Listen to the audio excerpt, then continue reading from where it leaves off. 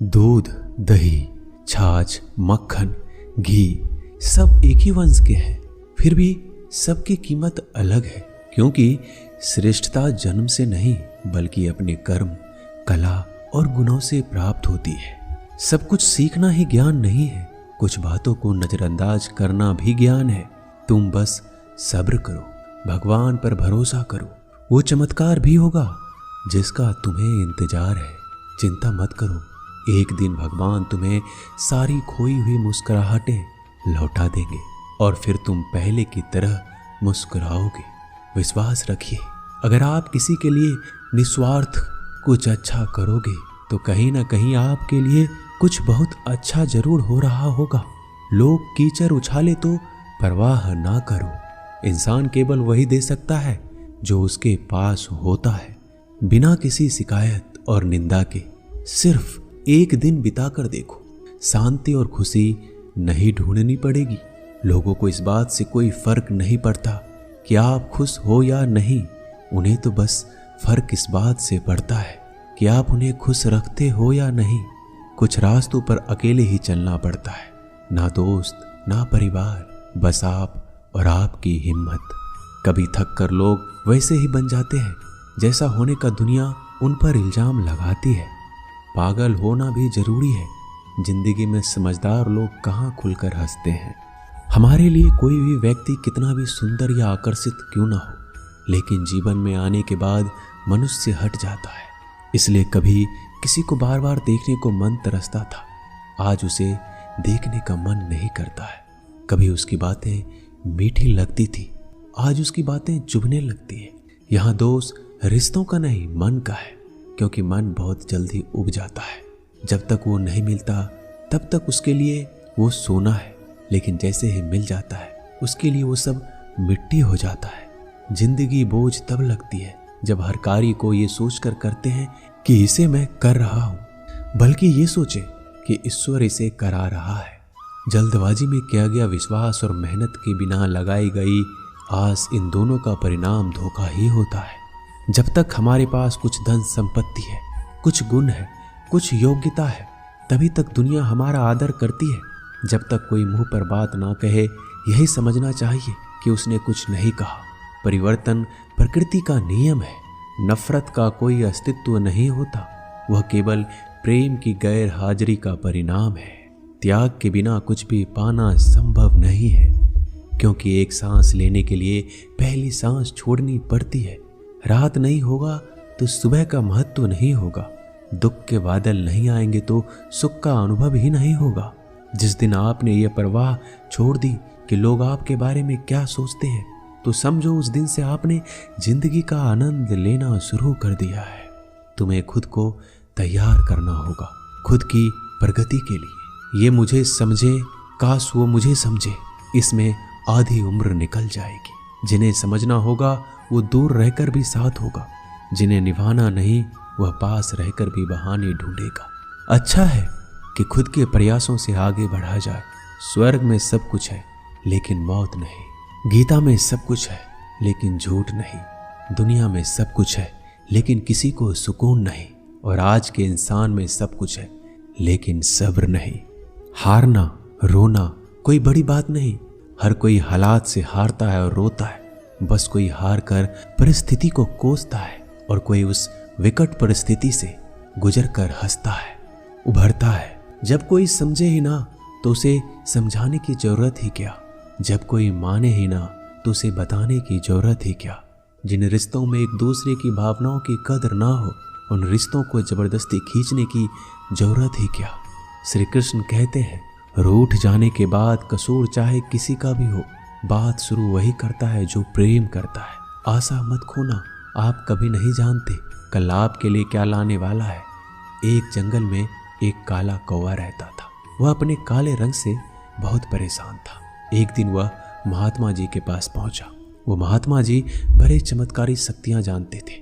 उनको प्रणाम करके काला कौवा बोला, महात्मा जी, मैंने सुना है आप रूप परिवर्तित कर सकते हैं। मैं अपने रूप से बहुत परेशान हूँ, मुझे रूप बदलना है। महात्मा जी ने कहा, दिक्कत क्या है? वो कौवा अपना दुख बताने लगा कि मैं काले रंग का हूँ, काले रंग से मुझे घिन आने लगी है। लोग मुझे देखते ही उड़ा देते हैं, अपनी नजरों के सामने रखना पसंद नहीं करते। कभी आपने देखा है किसी इंसान को कौवे को लाड़ प्यार करते? मुझे लगता है ये जो रूप है मेरा, मेरी खुशियों के आड़े आ रहा है, मुझे बदलना है। महात्मा जी ने कहा, ठीक है, तुमने क्या सोचा है, क्या बनना चाहते हो? कौवे ने कहा, मुझे हंस बनना है। महात्मा जी ने कहा, बस इतनी सी बात, अभी बना देता हूँ। लेकिन हंस बनने से पहले तुमसे कहूंगा कि एक बार हंस से जाकर मिल लो और पूछ लो क्या वो अपने जीवन से खुश है या नहीं। कौवे ने कहा, बात तो सही है। कौवा उड़ता हुआ हंस के पास पहुंच गया और जाकर पूछा, मेरे मित्र, मैंने सुना है आप बहुत खुश हैं, आपके पास सफेद रंग है। हंस ने कहा, तुमसे यह बेवकूफ भरी बातें किसने कह दी कि मैं खुश हूं?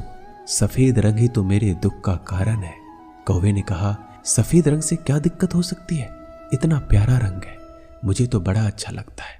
हंस ने कहा, तुमने देखा है जब लोग मर जाते हैं, अर्थी उठाए जाते हैं तो अर्थी पर सफेद चादर ढकी होती है, ये भी कोई रंग है सफेद?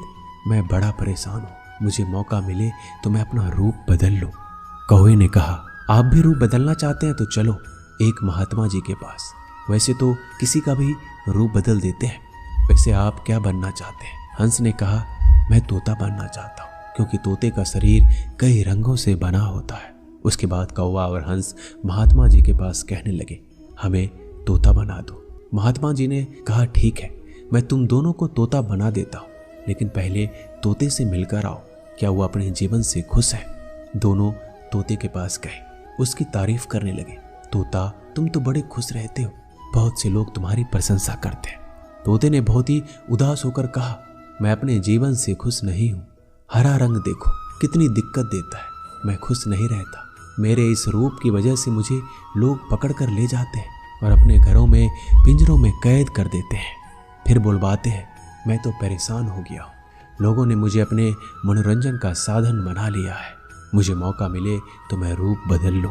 ये दोनों एक दूसरे को देखने लगे। कौवा और हंस ने कहा, चलो भाई, रूप बदल देंगे। एक महात्मा जी हैं, वो हमारा रूप बदल देंगे।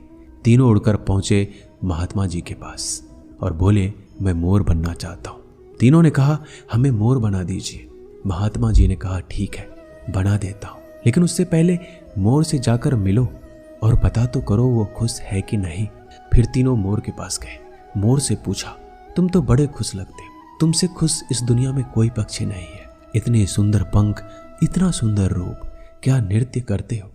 मोर ने कहा, भाई यही तो दिक्कत है, यही तो परेशानी है। तुम्हें एक आवाज सुनाई दे रही है? तीनों ने कहा, हाँ सुनाई तो दे रही है, ऐसा लग रहा है कोई इंसान हमारी तरफ आ रहा है। मोर ने कहा, यहाँ खतरा है, उड़ जाओ। ये तीनों उड़ गए और मोर वहीं रह गया। एक तीर आया और मोर को लग गया। मोर छटपटाने लगा और तीनों से कहने लगा, सुन लो, जैसे हाल में हो उसी हाल में खुश रहो। मैं इतना सुंदर हूं, इसलिए तो मेरा शिकार कर लिया जा रहा है। मेरे पंख ले जाकर शिकारी बेच देगा। मोर मरते मरते कहा, सुनो कौवा, इस दुनिया में सबसे खुश अगर है तो वो है तुम। कौवे ने कहा, कैसे? मोर ने कहा, तुमने सुना है कभी कोई इंसान कौवे को खा रहा हो? मुर्गी के बच्चे को खा लेता है, लेकिन कौवे को कोई नहीं खाता, और कोई भी कौवे को पिंजरे में बंद करके नहीं रखता और तुम्हारा शिकार भी नहीं करता। तुम बहुत सुरक्षित हो, तुमसे किसी का कोई मतलब नहीं, तो अपने हाल में खुश रहो। लेकिन दिक्कत यह है कि तुम दूसरों से तुलना करने लगते हो और दुखी हो जाते हो। ये कहानी इन पक्षियों की नहीं, हमारी है। हम जिस हाल में हैं, हमें खुश रहना सीख लेना चाहिए। अगर तुलना करते रहोगे तो तुलना का कोई अंत नहीं होता। तुलना हमारे सुखों का अंत कर देती है। याद रखना कि सूर्य और चंद्रमा दोनों का अपना महत्व है, लेकिन तुलना नहीं की जा सकती। दोनों में से जिसका समय आता है वो तभी चमकता है। दोस्तों, ये वीडियो यहीं समाप्त होती है। मैं आशा करता हूँ कि इस वीडियो से आपने बहुत कुछ सीखा होगा। मिलते हैं जल्दी अगले ज्ञानवर्धक वीडियो के साथ। अगर आप इस चैनल पर नए हैं तो चैनल को सब्सक्राइब कर लीजिए और बेल आइकन को जरूर दबाइएगा। धन्यवाद।